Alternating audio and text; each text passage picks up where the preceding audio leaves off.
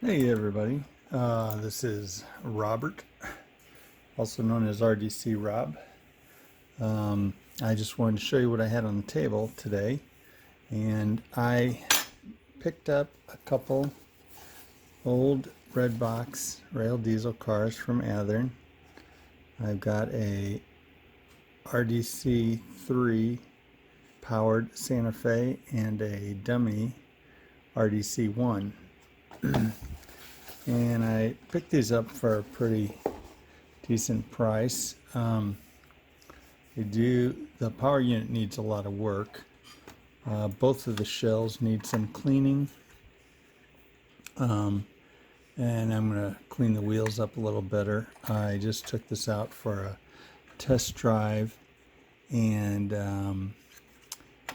it's having some electrical difficulties, and I think it's actually an electrical short with the way this thing's put together. I've seen RDCs running power from the trucks to the motor in numerous ways, and this is you think you've seen it all, you see something new.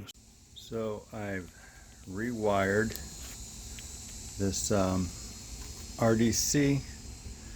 I got the screw there, the wire connect to the screw there, contact to the motor there, and then the other screw there.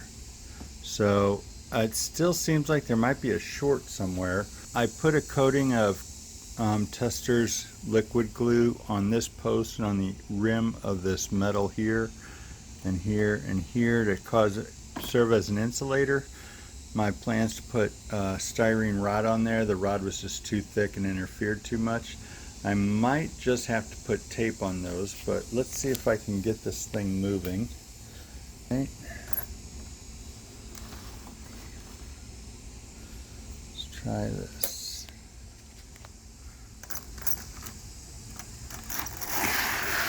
Oh, there it goes. It's going really fast.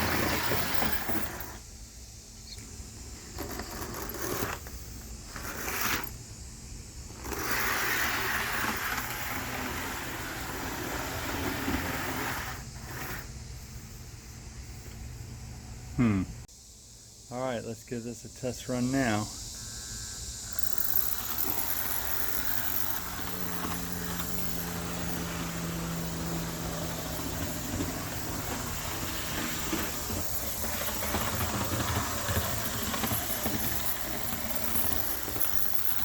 Okay, so I added a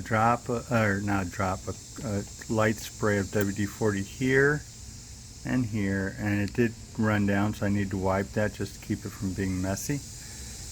But I heard some squealing earlier, so now with everything fixed on it, let's see what we get. Whoa, that thing's taking off.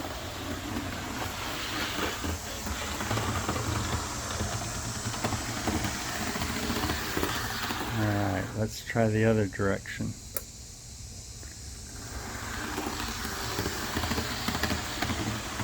Wow, this thing is moving super smooth and nicely. As you can see here now, I've got both chassis out here. I kept struggling to keep them together. For some reason they kept disconnecting. And as you can see here, this little piece of brass that's crossing that is a spring for the coupler. And this one, you can see it's removed. It was there, but it was this piece of metal right here, and this does not have any spring to it at all. See how freely that moves? Well, it should have a little spring in it, little spring action, but it was just completely rigid.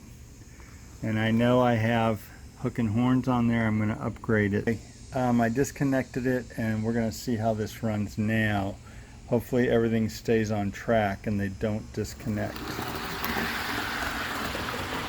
Oh, that's taken off. Let's slow her down. There we go.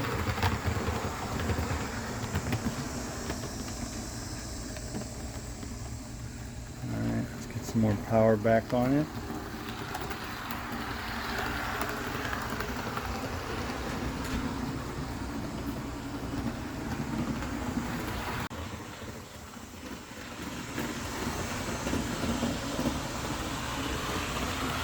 So it seems to be working.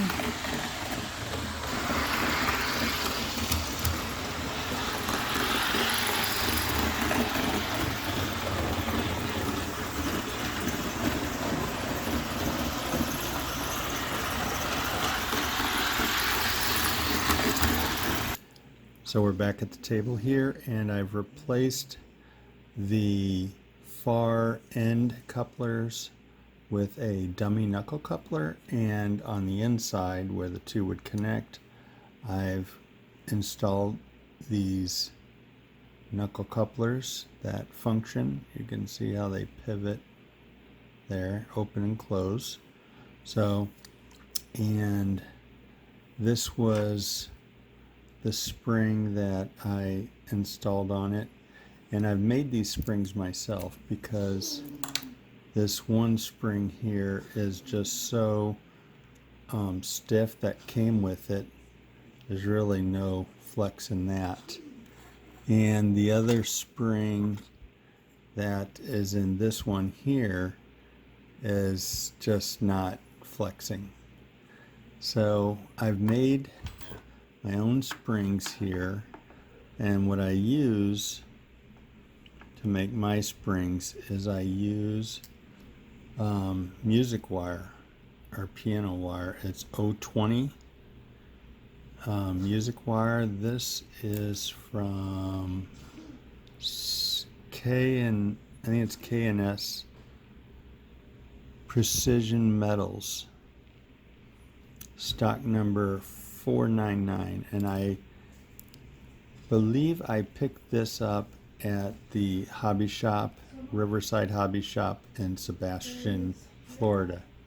And the length for this is 23, see if I can get this, comes out to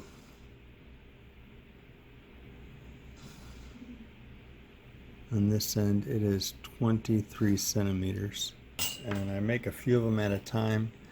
And this is test strips from my wife's Dario glucose monitor that carries holds test strips inside there, and when she's done with them, these cases, I use them to keep my springs in it.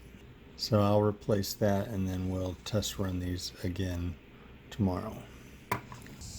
Okay, I have my Santa Fe powered and dummy RDCs. I put a dummy coupler on the front and a dummy coupler on the back, and I have functional operating knuckle couplers in the middle. So let's see how this baby runs.